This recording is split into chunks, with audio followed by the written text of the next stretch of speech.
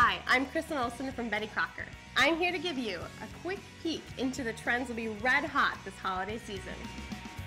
Food bloggers and boutique bakeries are taking the phrase eye candy to heart and getting creative in the kitchen. They're turning out fun and colorful food that's as playful as it is scrumptious. You've got to make these delicious cupcake poppers. They're little mini bites of crazy colorful fun. Start by adding food coloring to 5 bowls of our super moist cake batter. Get creative with your color choices. The brighter, the better. Fill mini muffin pans with your colored batter, being sure to fill an equal number of cups for each color and bake.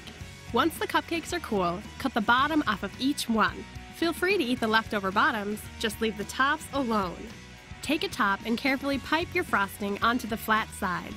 Then, squish an unfrosted top with a frosted top and you've got yourself a cupcake sandwich.